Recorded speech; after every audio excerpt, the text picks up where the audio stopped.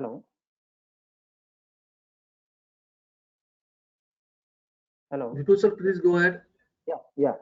Good morning, everyone. And I, on behalf of ASSOCHAM, would like to invite all the participants, our dignitaries, Mr. Saurabh Kothari, who is from Sahas Softech LLP, co-founder, who is our speaker and presenter of this webinar. Our co-chairman, Mr. Bharat Patel, who is the chairman of ASSOCHAM Startup Committee, ASSOCHAM Gujarat Council. We are organizing this webinar on renaissance of manufacturing sector, a 3D perspective, printing perspective. And now Bharat sir as an moderator will take care of this entire session, and we will have a brief presentation given by Mr. Kothari during this session. Bharat sir, over to you now. Please take it forward, sir. All right. Okay. Thank you, everybody. Those who have joined this webinar, I think it's going to be very interesting. It is a lovely morning, although we are all in-house. I'm sure this is going to be a little different and very important in current scenario. On behalf of the ASSOCHAM, I welcome you once again on behalf of ASSOCHAM Western Council. This is a webinar on 3D printing, and I would say this is agile adaptability of the technology in the modern world. We have with us Saurabhji, who's a person, who has been into finance, but now turned into a technologist. And I think he has a very, very important product detailing that he has to share with us. I think it's going to be very interesting for all of you to understand how this agility will really help the global world in general. And I think I'll just brief about what 3D printing, of course, the detail is all going to come from Saurabhji.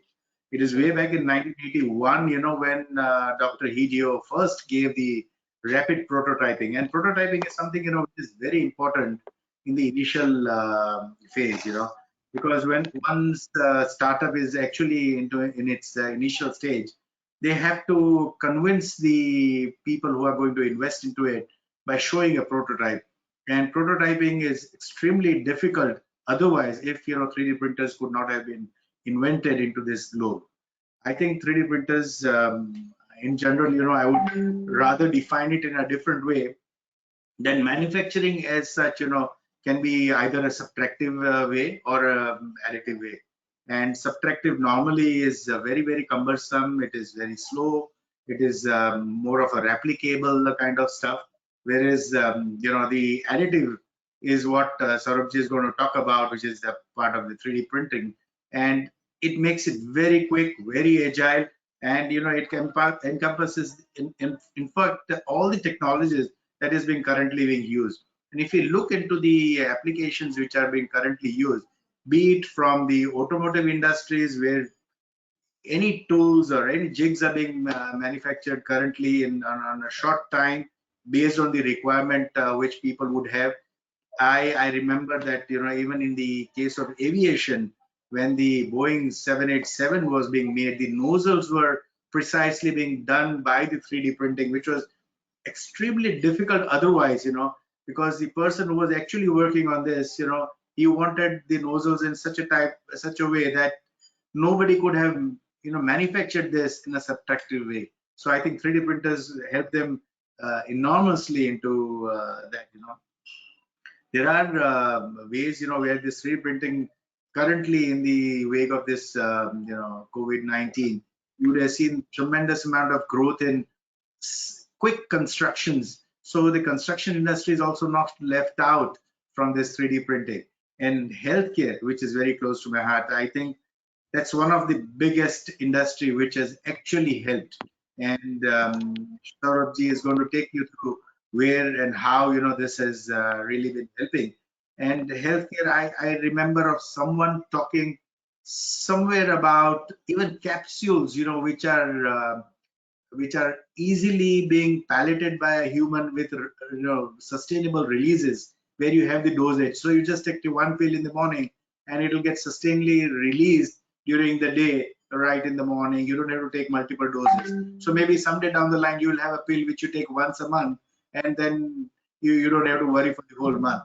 So I don't know what's going to happen. Yeah. And I would also say that bioprinting of organs are also what I had read somewhere long back. So I believe that this 3D printing is extremely important, and by 2026 it is estimated to be almost around $41 billion industry. So it may be even more, not that it is going to be less. So this industry is going to be extremely booming, and let's not take much time by just giving a formal introduction, but I think we should just straight away go to Saurabhji to take whatever details that he has to share with us today. Saurabhji, over to you. Thank you so much, Bharatji, and thank you for the wonderful introduction. I'm thankful to all who have logged in for today's webinar and hoping everyone is safe and taking precautionary measures. Also, I'd like to thank the entire team of ASSOCHAM for reaching out and giving me this opportunity to share my experience on such a prestigious platform. Let me just give you a brief introduction of what exactly we do. I am basically the co-founder of Sahas and Anatomize. Sahas is 8 years into additive manufacturing for end-to-end solutions in CAD development to rapid prototyping to batch manufacturing.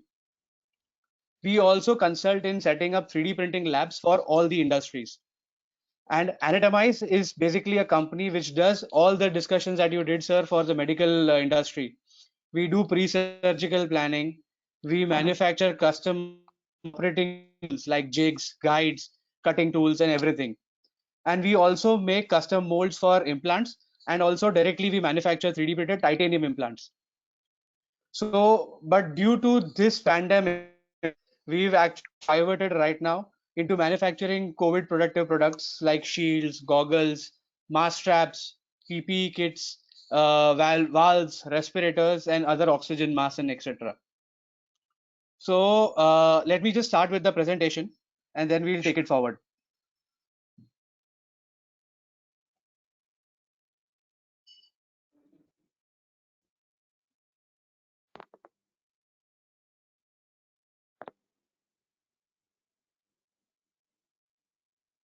Are we able to see the PPT, sir? Yes, Yeah, I think, yeah. Saurabhji, we can't see The your. PPT is on, right? Yeah, the PPT is on. Yeah. Saurabhji, we are not able to see you. Yes, we are able to see you. Do you want me to? Do you want to see me, because the presentation would be much more important? No problem. Please go ahead. Sorry.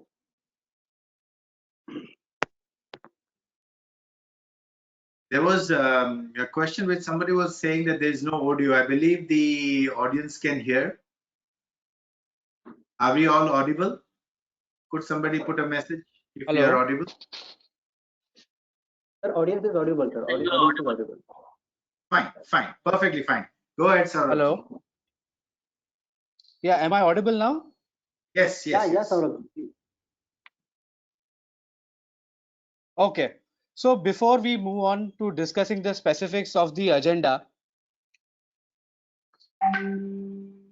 I'd like to share an experience from one of my days at MBA. Our professor took a glass of half-filled water in her hand.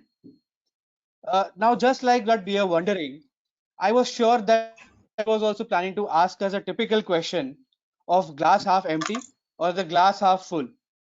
Right. But to my surprise, she asked, how heavy is this glass? A little fumbled and surprised, but we usually believe that we were students of superminds. So thinking about this problem from a technical perspective, we asked the dimensions, we got volume formulas into play, gave numbers. She just smiled. She just said, I have a different perspective. I feel the weight of the glass does not matter to me. It matters how long I can hold it in midair. If I hold it for a straight 1 hour, its weight might make my arm ache a little. If I hold it for a day straight, my arm will likely cramp up and feel completely numb and paralyzed, forcing me to drop the glass on the floor. In each case, here you see, the weight of the glass does not change, but the longer I hold it, the heavier it feels to me. So this is a superb example. The question was actually a sub question to a much bigger problem. True. So in all technicalities, we were right to ask the question of volume and dimensions and everything, but still we wouldn't solve the much bigger problem. How much time can I hold it? Can it be more efficient, etc., etc.? All this, uh, all of this with a very simple answer. Probably just get a backpack and put the glass of water in there, or make a come. That way, you transfer the weight of your shoulder. If you transfer the entire weight of the glass on the shoulder, and additionally keep your hands free for other work, it increases a component on you, but the increase in your efficiency to hold the glass on you all day is unquestionable. This is how life is most of the times. We get so absorbed in solving the smaller problems that we end up missing the bigger picture. Solving the actual deeper problem will always bring you more efficiency in the long term and not hamper your growth. This is where additive manufacturing comes into the picture in manufacturing as a whole. It's a backpack to keep your glass of water, or the robotic hand for you whenever you're ready to drink the water. So the best part about 3D printing is that it is not restricted to any industry, at least not that we are aware of.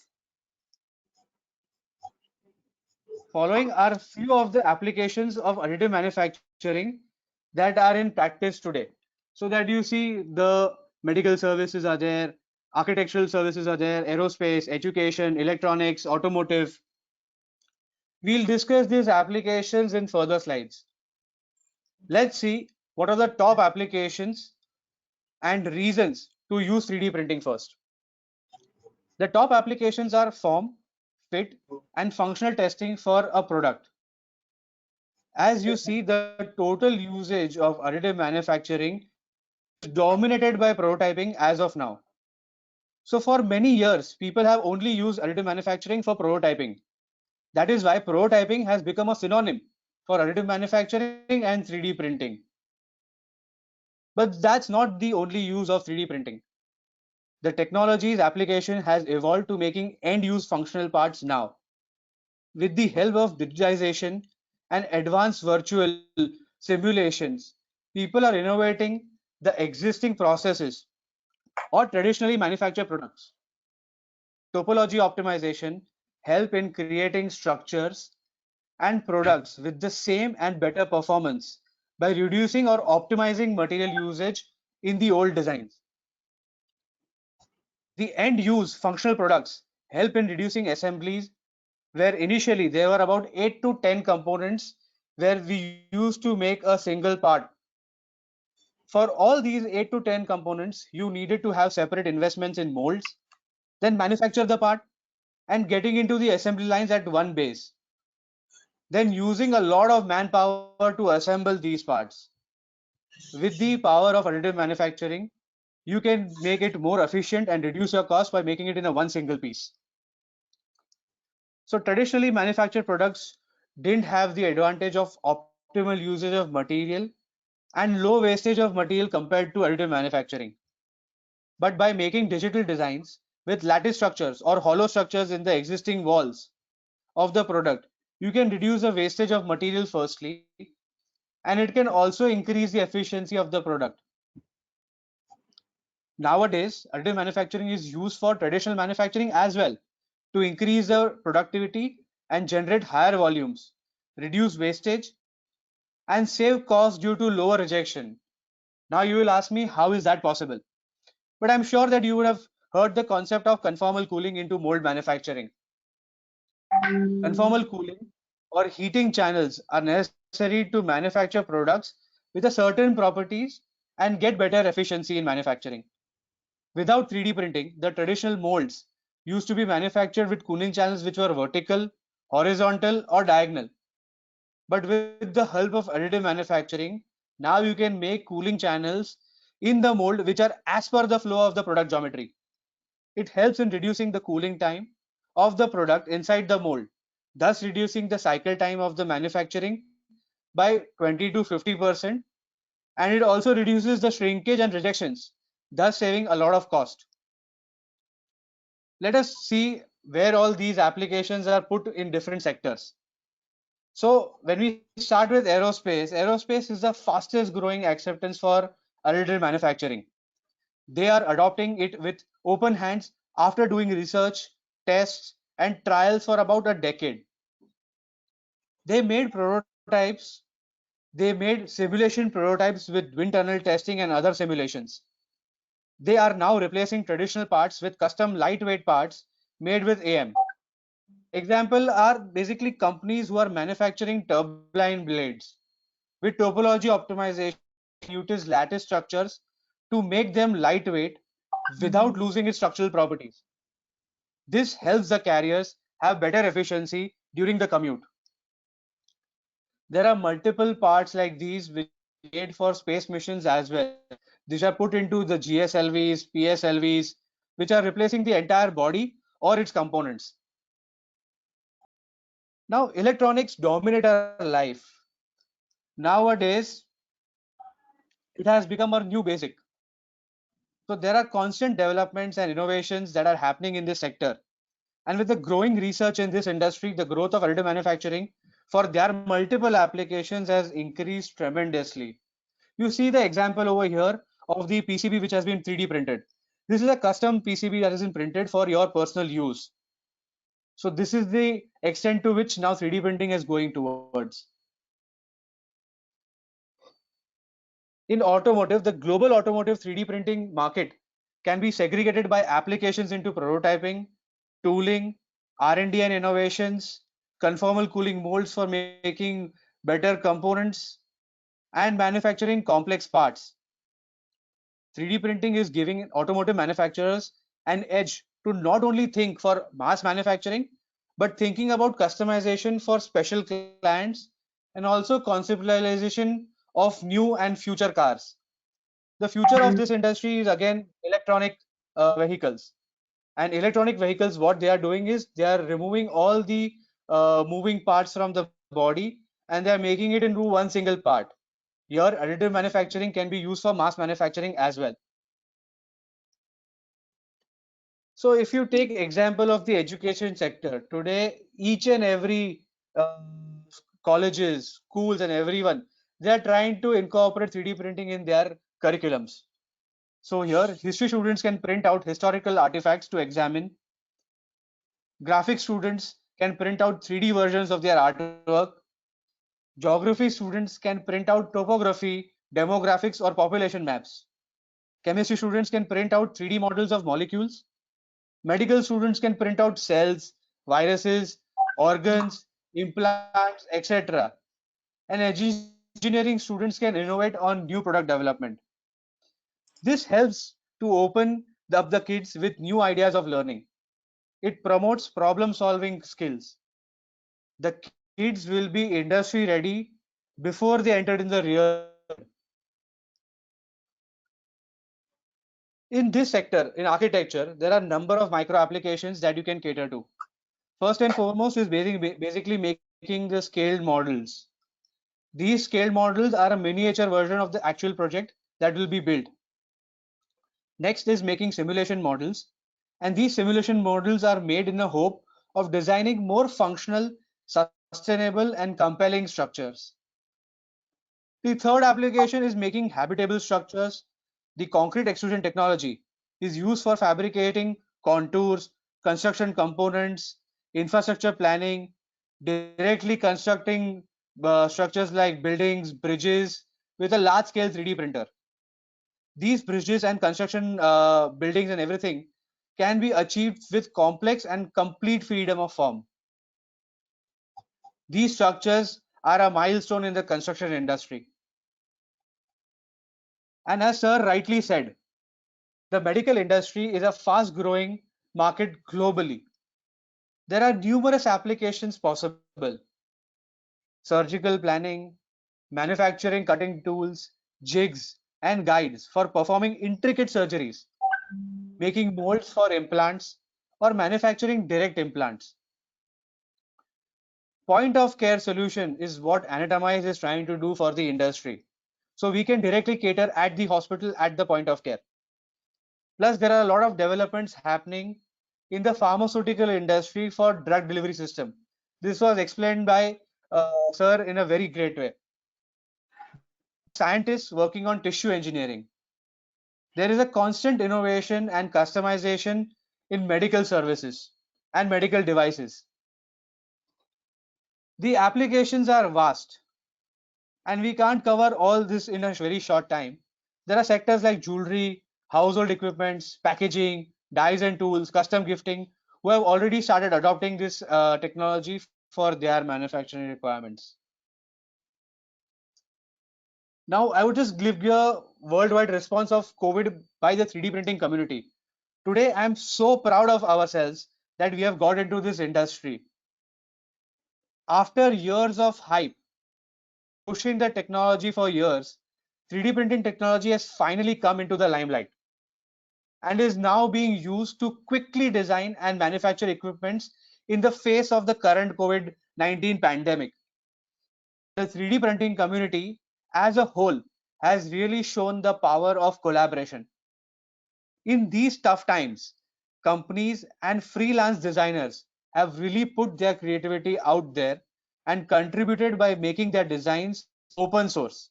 Now you will ask, how has this affected people around? Now you can manufacture these designs anywhere in the world and make essential equipments available to people in need.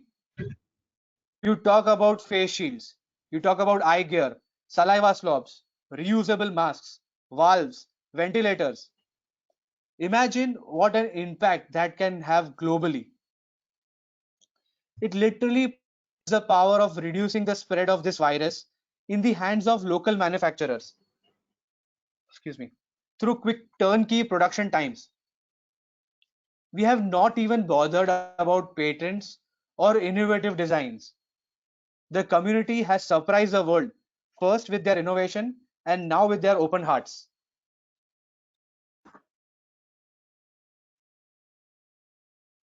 So we are all going through this crisis right now. And in this time, everyone is just bearing the heat of one and only one thing, that is liquidity crunch. But my question is this crunch because of the COVID pandemic, or was it pertaining since a long time and we never saw this coming? I think this was a problem since a long time. COVID just worsened it. These crises have hit the industry hard, both due to internal problems and external problems. Let's take an example of an automotive industry and assess the internal problems of the industry. Internally, the supply of cars and spares was higher than the demand in the industry. The industry had invested heavily into excess inventory, foreseeing an increase in sales after 6 months of slack. There was a huge gap into the research of market trends, is what I presume. What exactly customer needed at the point of time and their manufacturing capacities were a total mismatch. Let's consider the internal SKUs of motor vehicles. Consider the example of Wagoner and Celerio, or an S-Cross or a Brezza. With minor differences, internally started competing with themselves, was also a cause of excess inventory. This excess inventory caused a liquidity crunch all around the sector with a low demand. Now, virtually speaking, the demand is zero as per this situation and due to the COVID pandemic, which means the production is negligible, but the operating costs are as before and definite requirements of working capital are still there. This causes the companies to take difficult decisions like laying off or downsizing the human resources. Layoff again affects the liquidity crunch and basically reduces the purchasing power of people, thus affecting the sales of the automotive industry indirectly. Reduced sales also affects in debts and lower repayment capacities, and sometimes even going bankrupt in the longer run. Heavy losses, non-performing debts affect investors, lenders, NBFCs, banks, suppliers, etc., and their liquidity. So again, we come to the problem of liquidity crunch with these affected parties. So this is a very vicious cycle. And these are just the internal problems. Externally, let's consider an example.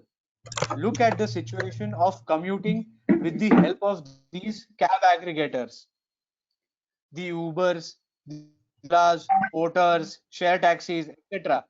They have made life so easy for the commuters.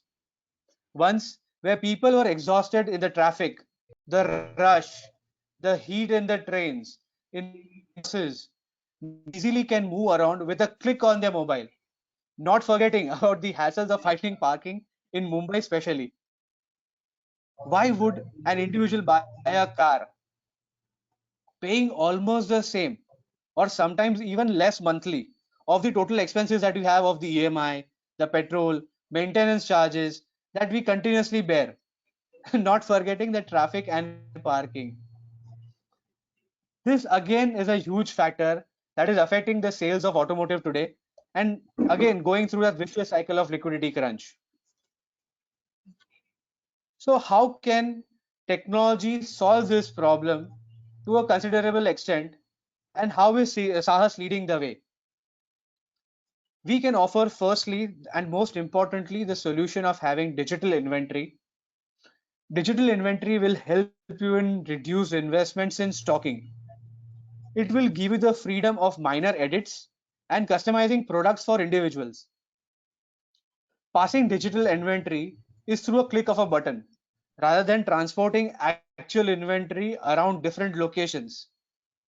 The digital inventory in additive manufacturing gives you the confidence of manufacturing any kind of geometry, which might not be possible through traditional manufacturing. You have the benefit of increasing efficiency of the products by reducing unwanted weight from the product, that by what we have discussed in topology optimization. It can also help in reducing assembly lines by consolidating parts together in design, and you can only make it with additive manufacturing. The digital inventory helps you in on-demand manufacturing and thus helping you in maintaining low physical inventory. On-demand manufacturing and low physical inventory gives you the benefit of having higher liquidity and flexible operational capacities. This increases your possibilities of innovating new products and more profitable investments into R&D. We can help you in faster time to market for your products also. Today, in the world of faster innovations and even faster product life cycles, what you need is the power of fast turnaround times to enter the market. As we know, the first mover advantage is one of the best benefits in business. We can churn out prototypes in matter of hours or a few days with the power of additive manufacturing. Giving a personal example, you can have a look at the number of prototypes and design iterations we have modeled to reach to our final product in the center. We started off with making a design that we could scale and mass manufacture through vacuum forming. Between these 2-3 days of the development, we already started supplying about 150 shields a day continuously by 3D printing them. When our vacuum forming prototype was made, we had an issue for sturdity and assembly. So we quickly pivoted and we started working on laser cutting designs, which we could scale up to about 3000 to 4000 pieces a day. Eventually, we closed 3D printing all the designs as it was not scalable at that time. We delivered about 80,000 pieces of acrylic shields. But during that time, we had foresighted that the demand will increase and we have a huge market that is already being promoted in a very big way. So we had already started working on injection molding designs to again mass manufacture. We worked on about 3 to 4 designs and made the prototypes both in a matter of 2 days, and we finalized our design. With our 3D printing and design capabilities, we could enter the mass manufacturing solution in a matter of 10 days. Today we are manufacturing about 32,000 shields in a day. I will share you another unique story from one of our customers, which will explain you basically how we can take care of basic on-demand manufacturing and inventory management. One of our customers is a distributor of 2D printers and an accelerator for many innovative products across India. He provides comprehensive maintenance services to his customers and gives excellent after-sales service for his 2D printers that he sells. He used to source all the parts from overseas. What he was restricted was he was dependent on his OEM for sourcing his spares with a turnaround time of 8 to 25 days depending on the mode of transport. He had no assurity of when the spares was required. So he was not sure about the demand as well, but it came suddenly. He faced high competition on after sales service as his cost of procurement also was very high. He had to pass that cost burden to his customers, where sometimes he ended up losing those contracts. So at that time, we stepped up to this situation to solve this problem with an unbiased outlook. We suggested him two options. One, to make a mold and mass manufacture over here itself. And the other was sourcing the 3D printed components for on-demand manufacturing and taking our services. We sat with him, we did the cost benefit analysis, and finally suggested to go ahead with our additive manufacturing solution. We made a digital inventory of the existing spares and a plug and play structure for him to take the benefit of our on-demand manufacturing. The benefit for him was with the digital inventory that he could had the flexibility of manufacturing parts as per the demand with a faster turnaround time. The cost of procuring these parts were reduced by 50%, making his conversion of these contracts even higher. Lastly, as per our earlier crisis that we saw about the liquidity crunch, he had additional liquidity in hand to freely explore more innovative and R&D projects. This is what I feel additive manufacturing can get on the table for everyone. So basically, after discussing all the problems that the manufacturing industry is facing and how possibly we can overcome with our technology, and no matter how much technical we are and we are enlightened with technology, I feel only and only your core will always drive you in the long run. So I thought this is a very interesting and an apt platform to discuss about hope, gratitude, considering what everyone is going through these days in their own businesses. So for me, hope is something where you decide to do something and you see darkness in front of you, but you don't let it enter you or bother you. You stay strong, keep your faith, and I guarantee the darkness will pass away. So Elon Musk is one of my inspirations and has always motivated me. So I want to share a brief journey of Elon Musk and how many times he has been through this darkness.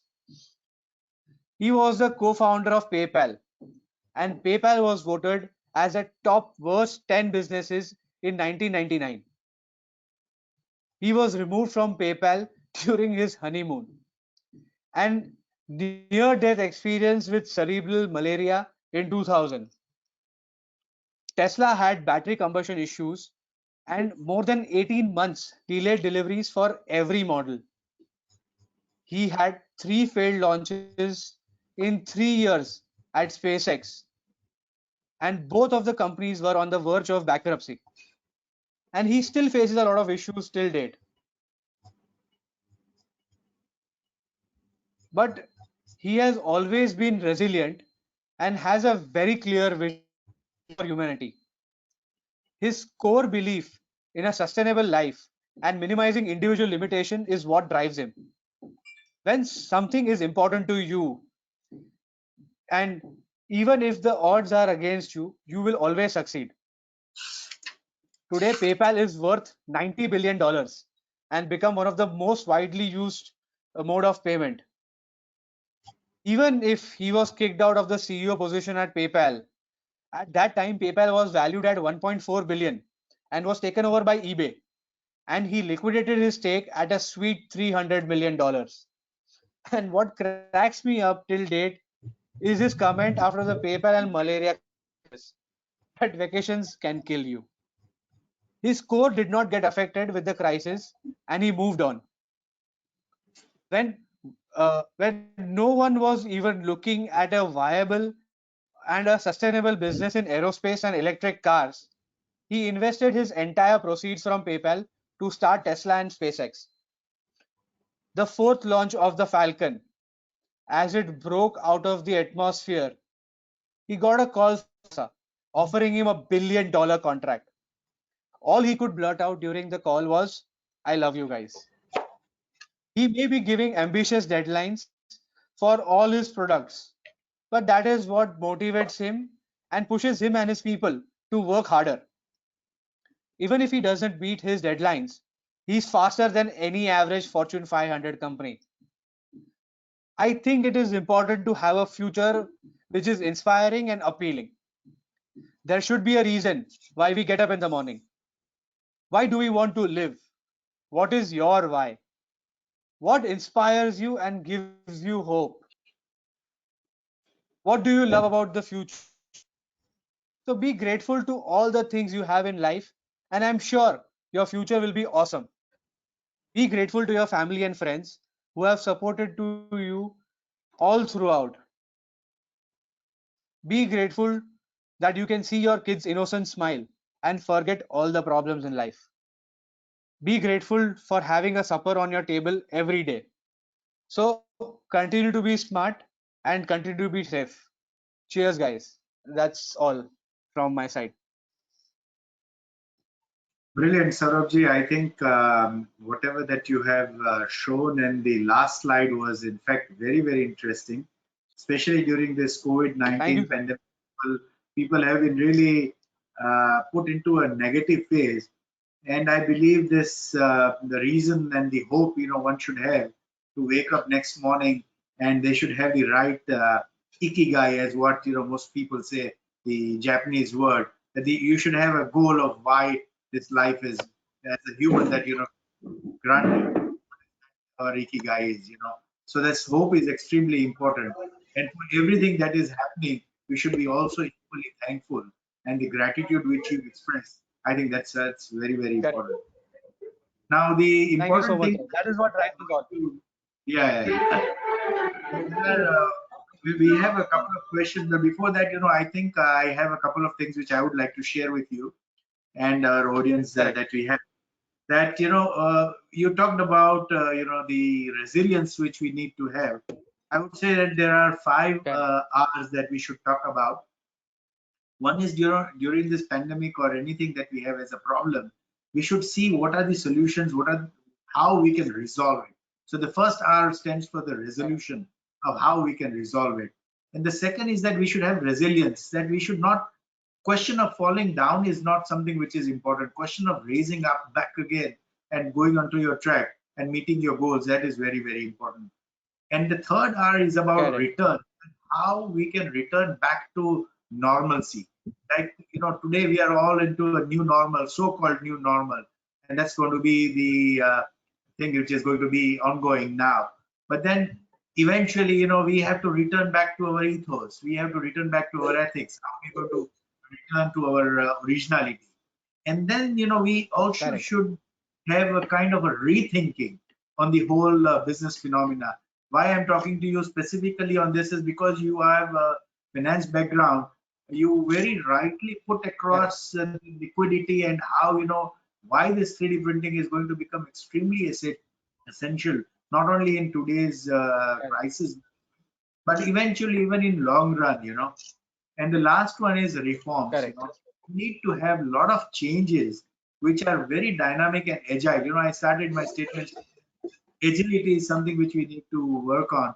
We cannot be constants which are ongoing since ages. We have to be very, very dynamic in our moves. So I think this was very, very important, the way that you put across. And there were a couple of things, which struck into my mind, which is also useful for our audience that are there, that Okay. you talked about the right time, the right kind of inventory, and especially when we talk about 3D printings. 3D printing is all about modeling it and then digitally slicing it into and saving it in terms of a digital mode, and then reproduce it as and when need be. So this is Correct. extremely important for JIT concept, which is just in time kind of manufacturing. So just in time, So and the turnaround time for the manufacturers or even for the maintenance guys, the example which you talked about, the 2D printer person which you have, with all the gears and correct. parts which Correct. you know, they would also, Correct. he cannot use a kind of a mold and print multiple of them because they might be useless on the next model which is being produced. So it is more important that he has specific ones as and when need be. So need based manufacturing can really happen through 3D printers. Exactly. So this is something which is very, very important. Correct. Now we have a question from the audience. Someone has asked Mr. Arun Jadin that can the 3D printed components accuracy of dimensions and strength will be as per the injection molded component. So this is something which he is asking about the precision of the manufacturing through 3D printing as compared to injection molding. Hello. Yes, Saurabh. Did you get the question? I'm sorry, actually your voice cracked. So can you just repeat the question, please? Yeah, the question is that can the 3D printed component give the accuracy of dimensions and strength as what is there available through the injection molded component? Okay. So when I consider regarding polymer manufacturing, yes, definitely there will be a difference between what injection molding will give you as an output as per the properties and what the 3D printed output will be. Definitely the density of the injection molded output will be far better. But yes, 3D printer can achieve the same kinds of accuracies. It is about the right technology that you choose to achieve those kind of accuracies. And when we talk about mass manufacturing also, uh, if you want to make injection molds directly also, there are metal 3D printers which are available where you can make these molds for your injection molding as well. Right. Now, there's another question here saying how to analyze the Indian 3D printing market. How would you analyze it? And different strategies which are being worked differently for an individual which are in the area of 3D printing that can be safe, right investment in India. Sorry, sir. I did not get you. Again, your voice cracked. Basically, how would you analyze the 3D printing market in India? Okay. So if I have to analyze 3D printing market in India, there are basically four components to it. One is basically the services part of the industry, where people who are not being able to invest into huge production grade machines, they can take these services from the industry who are providing these services. The second thing is that now people have started manufacturing machines in India as well, these prototyping machines. So people can take the benefit of having these machines in-house. The third thing is basically the material development that is possible in this industry. And the fourth thing for me is basically the education part of it. So people who want to learn these 3D printing, there are people who have started educating students, educating entrepreneurs to get into 3D printing. So these are the four dynamics and strategies that I see that if you want to enter the 3D printing market. Okay. There's a link to this. There's another question which says that with the anti-China sentiments dominating significantly, what are the positive prospects for India? So when we talk about China, China operates at a very different level what India does. So China today, when I have been to China for multiple times, I have seen companies and service bureaus which have more than 300, 400 production grade prototyping machines, and that is where they are trying to get economies of scale. So what I would say that if India looks at the scale of not being only supplying to India, but supplying to the global industry, there's a huge potential, and definitely we can also scale up to that extent. And what happens is that due to this COVID pandemic also, people have apprehensions of what exactly the China market is doing and what has happened due to the spread of this COVID. So sentiments are definitely open for India. It is just that we have to take this opportunity and invest into these technologies to cater to the requirements globally. Right. I think I get your point, and I think the viewers would also have understood that. Now, there is also another question that in India, which are the industries which are mostly using this 3D printers? Meaning the 3D printers consumption in which industry is predominant in India? As we discussed earlier, sir, all the industries you name off, I don't remember any other industries not using this technology. You can talk about automotive. You know, automotive, everyone is using that. Consumer electronics. You talk about aerospace. You talk about jewelry also. Today, jewelry also, the first process of basically making or manufacturing jewelry is CAD and CAM. And CAM is basically 3D printing. You talk about basically the clothes designers. They are actually making clothes out of 3D printing as well. So the applications of this industry are predominant and can prevail in all the industry that you can think about. Right. Now, see, there are other questions I would just like to, just shift it in a different way. That, when you talk about the 3D printers, which are the kind of technologies, which are being used in 3D printers? Like, because 3D printers for every application would be different. So could you just briefly tell Correct. our audience to what are the technologies of 3D printers? So, sir, technology-wise, there are more than 10 different technologies available in additive manufacturing. There are filament-based, there are powder-based, there are resin-based, there are technology where the binding happens through deposition through a nozzle. Some of them are cured or sintered by lasers. Some are deposited through 3D printed heads. There are binders plus color based addition also of the binder and powder. There are combinations of binder plus heating. So all the technologies work with different material. Their output have different properties. There are different applications as per the technology and the materials that are being used. Right.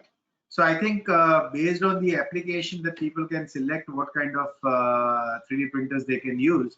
And now, so it's purely based on the application. And I remember, I'll just cite one example, which I have to share here that, way back in around, I think it was around 1981 or so, when I made the first robotic arm in India when I was just a student. And pretty difficult. This is in the place of Rajkot, which is a small town in Gujarat. But there are good people who are doing the subtractive way of doing it, like machining and all that. And the challenges that I faced at that point of time, that they could make it in terms of an aluminum or metal, but that used to become so heavy that none of the motors could actually move any of these components. So then I had to move to a carpenter whom I asked him to make it from a wood, so that I could make a arm, and which is pretty difficult. So I believe, I wish I had a 3D printer in those days. I could have easily, made one of these kind of things. And I believe that this is very, very important, especially in the startups community, which is one of the largest, I would say, which is moving towards the MSME, startups to MSME. That's the path. And this startup community, when they have to show anything, be it in any of the technology, be it chemical or whatever, that they need to have a prototype being designed. And the prototyping itself is a major task. Like unless you have a 3D printing technology, you cannot really have a prototype which could be done within a time phase. So I think this is technology which people would need, and I'm see sometimes I feel that crises bring out opportunities, and what you have done, bringing out these medical things, is precisely one of those things which has actually given a greater push of exposing what 3D printers are. Otherwise, 3D printers are there since long, Exactly. but then we don't get an Yes. opportunity of expressing ourselves that this is something which really has come up. And as you rightly said that you've been manufacturing so many the shield covers which are used by the COVID warriors. So now this Correct. amount of manufacturing in a shorter period of time could not have been done otherwise. Correct. It could have been pretty difficult. So I think Yes. having this digital library of storing this inventory, I think that's also very, very important. So, okay, the other question that people say that how do you choose the best technology for the applications? Like which kind of technology of 3D printing should be used on the application? As such, you discussed, but then if you'd like to throw some. Correct. I'll share something. So basically, the product that you manufacture will decide the technology and the final outcome. So majorly, the material properties and the functionality of the product, which has to be got out for the eventual product, defines what technology that we can use. Sometimes there are forms like size, finish, aesthetics. These also decide what technology that we have to use. So I'll give you an example. If you want to make a bottle which is used for volume testing and has to be transparent, then only transparent polymer, which is found in SLA technology. SLA is basically stereolithography, which is a liquid-based resin, and it is cured by laser. That technology only will suffice to get the output that will be a watertight output, and you can get the transparency of the resin by basically doing some finishing activities on that. And if you want to make, for example, a plastic component which has to sustain high temperatures and it should be a snap fit also, then SLS, which is a powder based technology and the sintering is done through laser, that would be the best option. Or if you want to make a tool or a mold for batch manufacturing, then metal sintering would be the best option. By the way, sir, in Mumbai, in India, sometimes pricing and affordability also is a huge factor in choosing this technology. Very true. So you have to consider multiple permutation and combinations when you're dealing with such customers. Very true. I get your point, Saurabhji. You rightly mentioned that technology and the consumption at the other end is extremely important balance one has to maintain. Now there would be like when I remember way back in again in the 80s when we came was the first computers, the desktop computers came into existence in India. There was a big threat that this is going to take away the jobs of people and all that. In a similar way, do you think the traditional manufacturing, would also be into a threat using the 3D printers? Sir, I don't think 3D printing will replace manufacturing methods altogether. The technology can be used to enhance countless processes. Yes, it is, and its usefulness in modeling and customizing is undeniable. But it cannot do everything. The materials used for these processes are limited as of now. We talk a lot about using the right material for the right application. 3D printers cannot simply use any material you want. In many cases, it's still much faster to reproduce parts with using a traditional mold after developing the product. You need to consider the cost benefit of the products as well. You need to understand what is the quantity, what is the scale at which you have to manufacture. You have to see what is the size of the product that you have to manufacture with the scale of the quantity that you want to manufacture. You have to see the cost of pricing. Everything basically comes into play when you're looking at manufacturing. So while replacing traditional manufacturing processes seems unlikely, the reduced cost of these machines nowadays and the improved usability may sometimes what will happen is that these machines will land up at our home next to our 3D printers, and that could dramatically change the way we consume retail items. So imagine printing your next cell phone case or a spare part of an electronic, or basically making a toy for your little one. So those ideas are not far-fetched anymore. So that is the power of 3D printing. Very true. I think perhaps someday down the line, I would have my own customized phone, which is unique in the whole globe, and I could claim that this is only one in the whole world.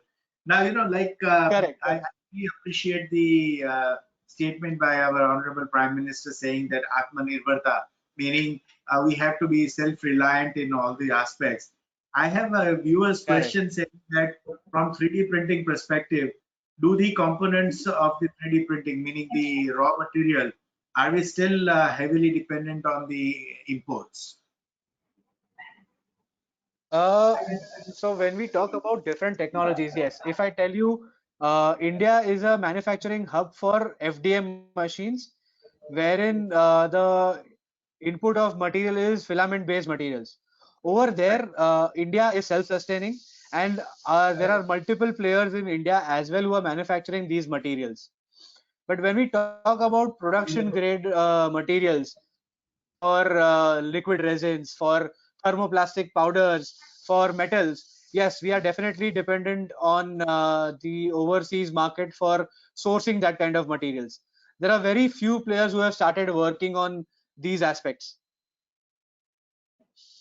Right. So that means the raw material is still a little far-fetched as far as India is concerned. Now, there's another question where Yes. people are saying that, as far as 3D printing is concerned, as in the prototyping, it is certainly, yes, well accepted. But in the commercial, areas of health and aviation, how far is it that it is commercially being used as a part of the normal form for 3D printing? So they are being used extensively. I'll give you example about myself only. I run a company which is Anatomize, and we do pre-surgical planning. So today, what we have done is we have put our machines and our softwares at the hospitals for point of care solution, where we can turn around the entire product. So for example, if the doctor is going for a heart surgery, we can print the 1:1 size heart of the patient and give it to the doctor in a 24-hour stat turnaround time. So that is how we are using this technology to cater to point of care solution. Plus, when we talk about intricate surgeries, where the doctor has to do intricate solutions and has to drill in the body. So we make customized implants, we make customized jigs, we make cutting tools to basically make the surgery faster. And so basically we can reduce the thinking and the operating time of the doctor, and he can always have a backup plan also for himself. So that is what I can see in the healthcare industry. If you go to see in aerospace, the most critical thing is basically having efficiency in the say in the plane or in the rocket or in something of those sorts. So to get these kind of efficiencies, what we need is either to reduce the weight of the product, so to achieve that kind of efficiency, and the companies in aerospace are making turbine blades, they are making actual bodies, they are making the internal components and the assemblies of the aeroplane to reduce these weights, and thus they are achieving this kind of efficiencies. No, I fully appreciate what you're saying, and I think this is very true that it is coming into a commercial way in a big way. That it is not that it is non-commercial. It is just not in the laboratories. It is actually being consumed in the entire industry. And I think we are almost on the fag end of the webinar. So I would just there's one question which I would just briefly answer.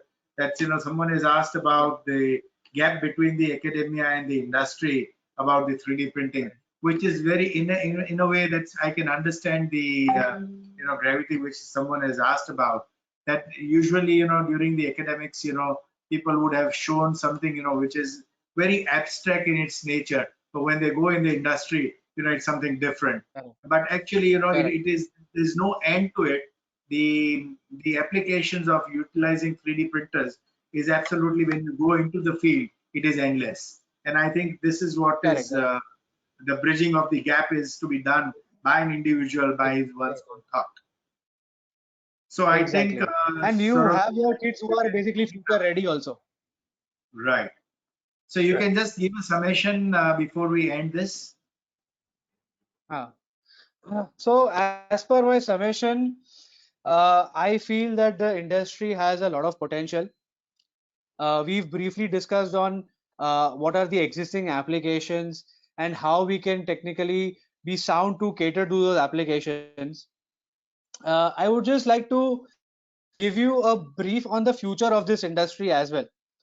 So now when we talk about the next industrial revolution that we call Industry 4.0, we say smart factories, and 3D printing can be a best, excellent, and a best tool for such kind of companies. 3D printing in future will disrupt manufacturing value chains, allowing a shift from mass production to full customization and from centralized to distributed production. This is definitely going to be a lot of innovation on applications, material developments, different parameters to achieve properties of the final product. Industries is not the only application for 3D printing. People have started making edibles also. Tissue engineering is something that is being worked on. 4D printing that we call is basically the memory or reactive based materials is something that people are working with. Wouldn't it be exciting for us that we can manufacture or print our own food? And with the pace of what people are doing with tissue engineering, eventually, maybe in 20, 30 years, we'll be able to make our own organs. So the future is exciting and the future is awesome. So that is all from my side. Right, Saurabh, one last question, which I think would also be very good for the viewers. How many 3D printers are there? Any 3D Right. printers being manufactured in India? Yes, sir. There are multiple people who are manufacturing 3D printers. Most of the players, but are manufacturing filament-based polymer machines. There are very few people who are into the liquid-based machines. Liquid-based machines. And what we see is that the production, the liquid-based and the powder-based resins also that are coming over here, they are into the desktop range. I have still not seen any production grade machines as of now in the polymer industry. There are very selective few companies who have initiated the manufacturing of metal 3D printers also. But what I would like to say is that machine manufacturing does not include only the machine. There is a software integration also, which is very crucial, and Very true. also components that are sourced from here are used for the longevity and the repeatability of the component. So people who are manufacturing these machines have to take these things into consideration and then work towards manufacturing these machines. No, that's very true. It has to be Yes. an end-to-end solutions to be given. So I think with Correct. this, I'm extremely thankful, Saurabh, for your inputs on 3D printing and the entire outlook as to how it is affecting in the current situation as well as in the long run, and how the Indian perspective is in terms of this 3D printing. Thank you once again, Saurabh, and I'm sure the attendees would have Thank really you. got a lot of insight. Yeah. Thank you, Saurabh ji, Thank for you focusing so much, sir. on It was a importance. sorry. Thank you, Saurabh ji, for focusing on the importance of 3D in various industries, various sectors. It was a really Correct. great webinar and informative session as well. And thank you for your valuable inputs on 3D printing industries. Sir, Bharat sir and Saurabh ji, it's nice to see that we have received a number of questions on 3D printing, and Super. satisfied answers have been given by Saurabh sir also. Right. And Bharat sir, thank you for your valuable time for moderating this session. And we look forward such kind of informative sessions again in ASSOCHAM to ASSOCHAM platform for the audience who are very much interested in knowing such kind of new technologies in the country. So thank you so much, Bharat sir, Saurabh ji, once again, and for this informative session. Thank you. Thank you very much. Thank you, Vipul. Thank you, Bharat ji, Thank you. and thank you the entire team of ASSOCHAM for giving us this opportunity. And if there are any more questions that people would like to ask and they want to get the information for, I'll be open to giving them answers as well. Definitely. Once we get any questions, we'll forward it to you and we'll connect it to the audience so that you can get in touch with them and answer to their questions. Thank you. Thank you so Thank you. much. Thank you. Pleasure. Yeah.